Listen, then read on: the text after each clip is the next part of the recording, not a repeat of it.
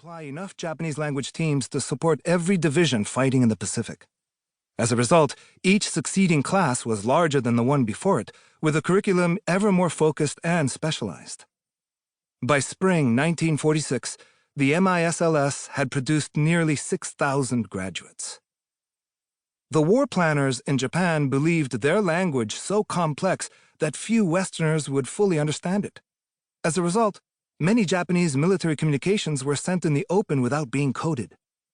Trained Nishii linguists in the field were able to rapidly translate these messages and other captured documents and provide U.S. commanders with timely intelligence about enemy defenses and plans, the condition and morale of its troops, and technical specifications of their weapons, all of which were put to use in winning battles and saving American lives.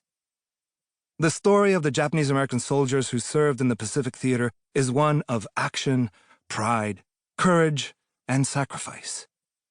That U.S. combat units fighting throughout the Pacific had the ability to understand the enemy's language and read their communications was among the best-kept secrets of the war.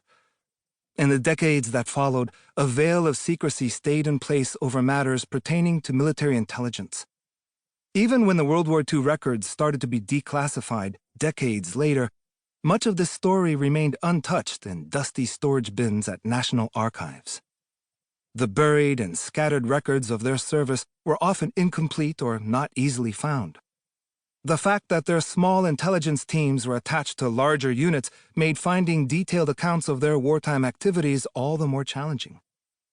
Astonishingly, no roster of the Japanese American soldiers who served in the Pacific was ever compiled by the Army. For decades, there were no reunions of the MIS Nishii. They had gone through the war without having much contact with others like themselves, except for the few men on their own team.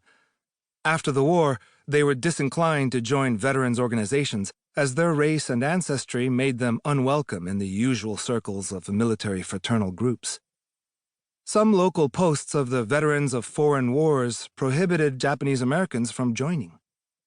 Many Nishii veterans, satisfied with having done their duty and proven their loyalty to America, did not speak openly of their wartime experiences for years, even to their families. Bridge to the Sun tells this dramatic, poignant, and inspirational story at a pivotal time in this country's history. Japanese Americans, with ancestral ties to a nation with which we were at war and distrusted for that reason, became huge assets to the U.S. military because they knew the enemy better than anyone and were highly motivated to defeat them.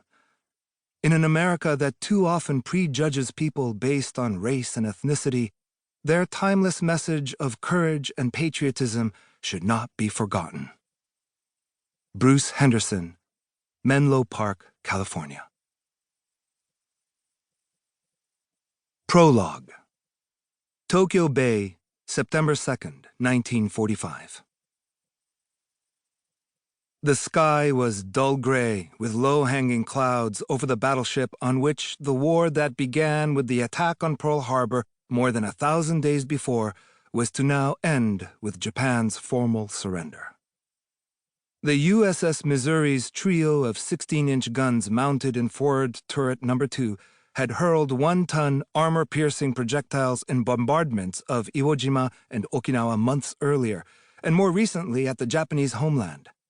But now the 66-foot-long barrels were pointed straight up to provide headroom on the veranda deck, where some of the highest-ranked military leaders of the victorious Allied nations were standing in designated spots. The teak deck shone with the colors of red-striped Russians, beribboned British, olive-drab Chinese, and khaki-clad American admirals and generals.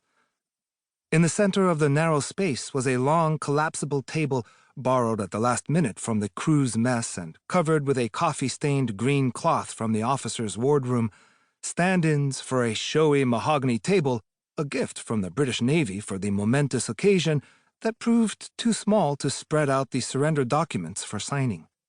A straight-back chair had been placed at either side of the table. In the superstructure rising high above, every level and catwalk was filled with hundreds of cheering, white-capped sailors gawking at the scene below as the ship's band played a rousing rendition of the Navy march song, Anchors Aweigh. Standing 30